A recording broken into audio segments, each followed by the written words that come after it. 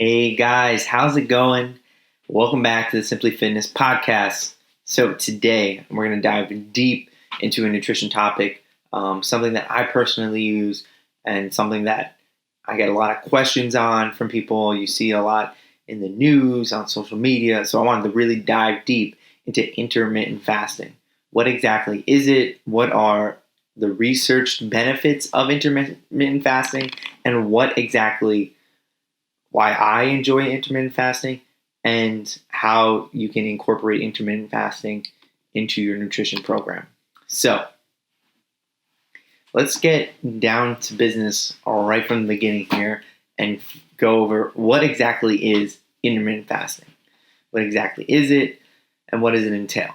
So simply put, intermittent fasting is having a window where you're fasting. So a point where you're not consuming any calories. That means you're only drinking 0-calorie liquids like water, coffee, tea.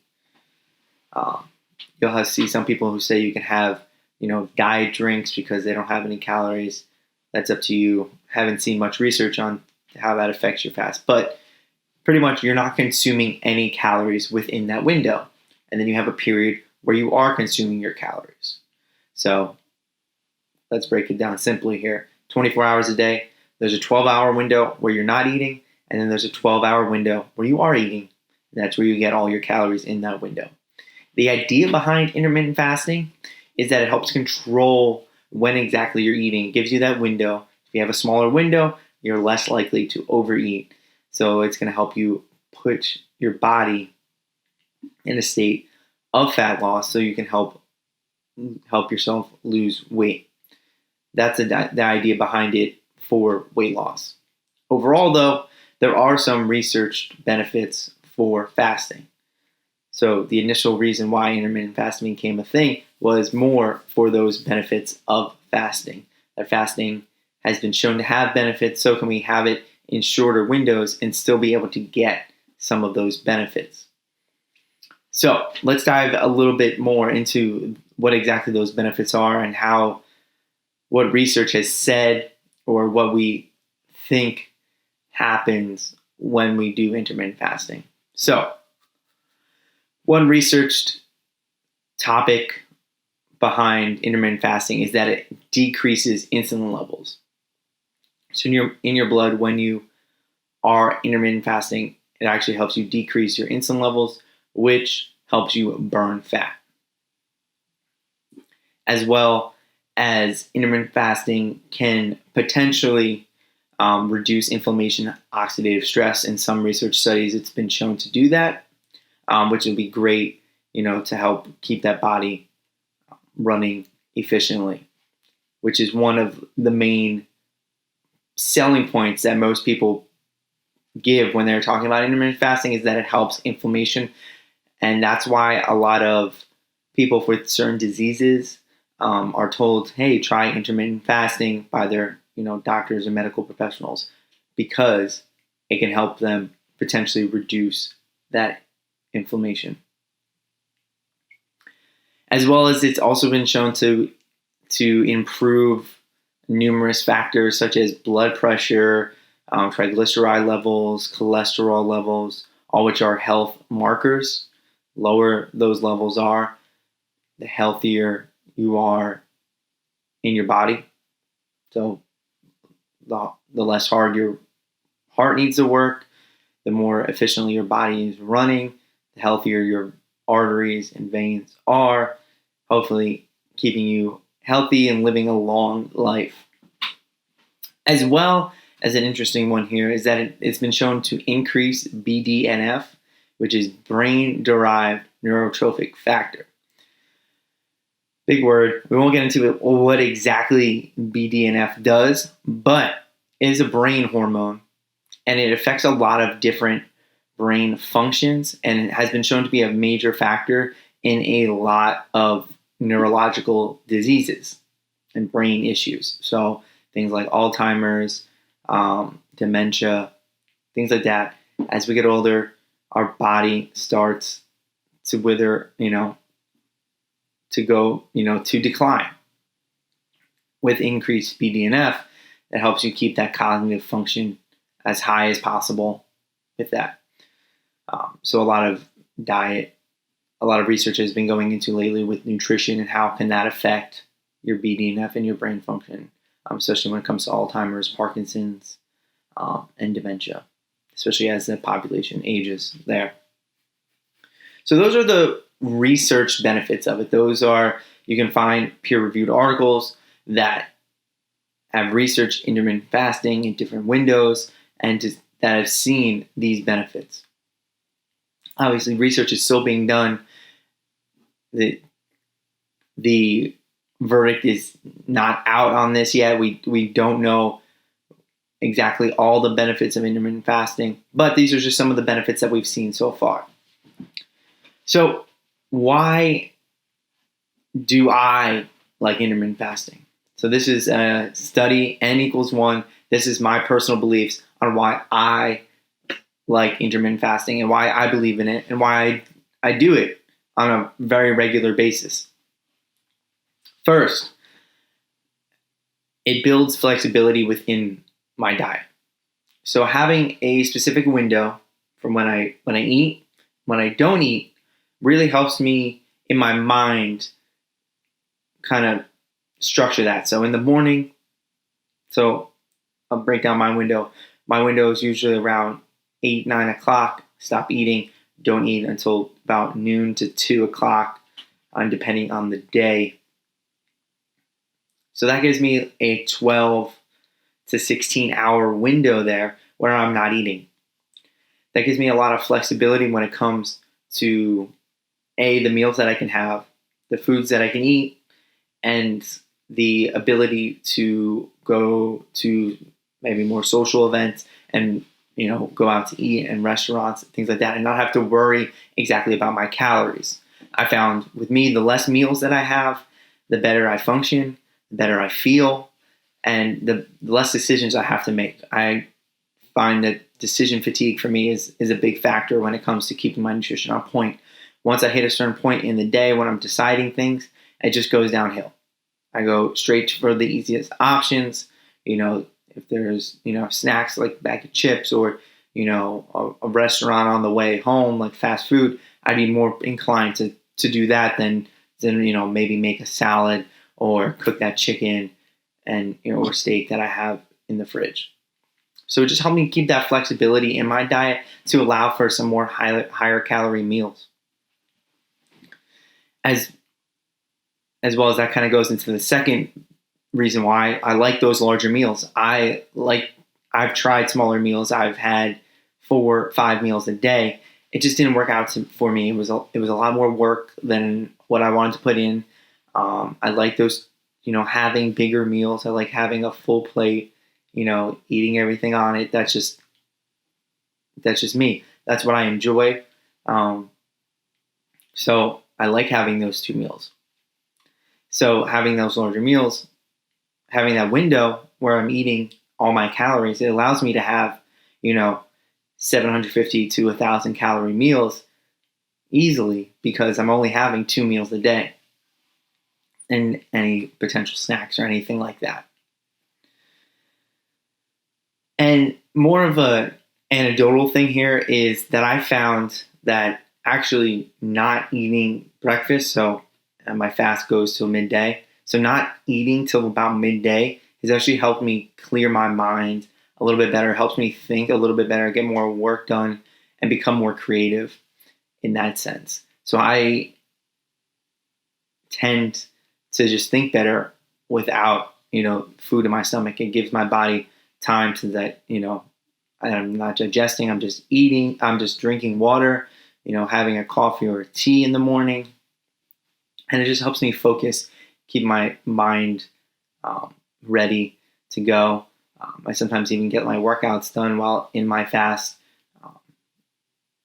It just makes me feel better. I don't, prefer to work on a very heavy, full stomach. I don't prefer to, work out on a heavy, full stomach either. So it just helps me think more clearly there. Those are all anecdotal points. Those are all just how I personally feel and the benefits that I have seen. I also talked to other people who have fasted, who intermittent fast as well, and they say a lot of the same things. Obviously, there's no research done to prove any of those, but these are just personal stories about how intermittent fasting has helped me reach my goals. So, how exactly do you incorporate intermittent fasting into your diet? So, first thing is you got to set your windows. So, what exactly are your windows? When are you going to be eating?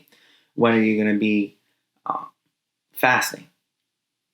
So, try to pick a time. First, you have to pick your window. So, I personally say anywhere from a 12 to 16 hour fast is going to be good. Obviously, the longer you start at the beginning, the harder it's going to be. It's going to take an adjustment period before you can get accustomed to that fast. Sometimes it can be a little bit difficult in the beginning. First suggestion is I would start my fast at night, after dinner, or, maybe you have a dessert. Fine. After dessert, 8, 9 o'clock, done. That's when you start your fast, right before bed. Then you fast all night. You're sleeping through most of your fast, which is perfect, which is good. And then you wake up, you have a couple hours where you're not eating, and then you go into, then your eating window, and then it starts all over again. So pick a fast window between 12 to 16 hours. Obviously a good middle ground there. 14, try that. 8 to 10 a.m. 8 p.m. to 10 a.m. and then go from 10 a.m. to 8 p.m. It's perfect. The reason I also like to do that as well is that it gives you most meals, usually the two biggest meals for most people in a societal sense, is that dinner is the main meal of the day. That's where everyone's eating around the table. That's where everyone gathers, talks about their day, everything like that. So if you were to fast through that meal, it would really limit you maybe socially and mentally. It would be a lot greater of a challenge. That's specifically why I choose to skip breakfast over dinner. It's because I usually do like to go out to dinner and sit with my friends and my family, eat, talk, drink, and that allows me to do that. So I don't suggest doing that. If that's how your day works, that's perfectly fine. Adjust the windows to what fits your lifestyle and your priorities. So as we talked about a little bit in the beginning, again, to reiterate, fasting, during your fast window, you're not consuming any calories. That means you're not eating anything, you're not drinking anything with any calories in it. So think water, coffee, tea. That's it. That means black coffee. I know that might be a struggle for a lot of people, but I highly suggest, especially at the beginning, if you do, have caffeine, that it is going to help you through that fast, especially in the beginning. Caffeine tends to stunt your hunger. So if you do find yourself really hungry at the beginning, your body's not accustomed to those. It's sending you signals because you are changing the way you're eating. So at the beginning, there are going to be struggles. There are going to be hunger pains. It's something your body adjusts to. A lot of people's bodies are adjusted to right now, waking up in the morning, eating breakfast, 4 hours later, eating a lunch, 4 hours later, eating dinner, going to bed. That's not necessarily how your body runs. It's not your body telling you that you're hungry. It's that you're just accustomed to that. That's a habit. That's, what you're mentally used to. So you are normally used to eating every 4 hours. Your body's going to signal you every 4 hours to eat. And by fasting, you're breaking up those signals. I would say that's another reason why I like it. It really helps you fine tune, your hunger signals, and when you're actually hungry, and when you're just eating because you're bored or because it's a habit. So it really helps you reset those signals and get used to, eating. Okay, I'm eating at 12. and I'm eating at, maybe 4 or 5 o'clock at night, done. And then that's your day of eating. So last thing I really want to touch on, with intermittent fasting, I think we did a pretty good deep dive into it. Thing to remember with intermittent fasting is that it's a tool. Intermittent fasting is not a diet. It's not telling you what foods to eat, what foods, not to eat, things like that. It's just a tool. Intermittent fasting is having windows where you're eating and windows where you're fasting. And there are a lot of different types that I didn't go over here, but it's just a tool. It's going to add to your nutrition tool belt so you'll be able to reach your fitness goals. This doesn't mean that because you're fasting, you can just eat whatever you want. It doesn't just mean that, okay, now I have 8 hours to eat whatever I want, and then I can just go fast. That's not true. Calories still matter. Food quality still matters. Protein still matters. All these things still exist, and you shouldn't ignore them just because you're in this fasting window.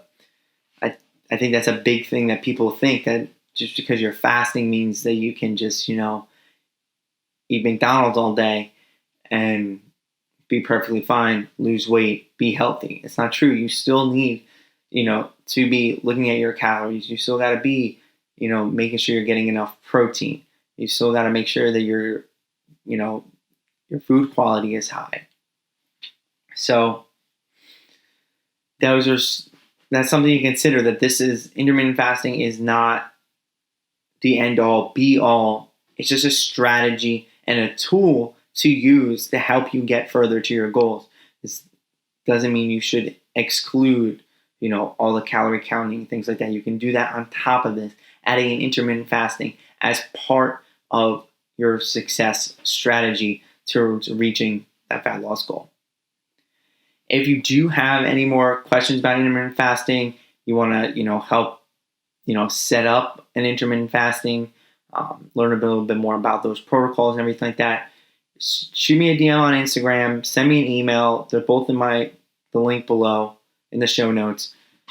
Please feel free, ask me questions. If you have questions on anything, fitness, nutrition, mindset related, please feel free to reach out. Always happy to talk to anybody, answer any questions that you may have, maybe even cover it on a podcast and get you guys all those answers to your nutrition, fitness, and mindset questions.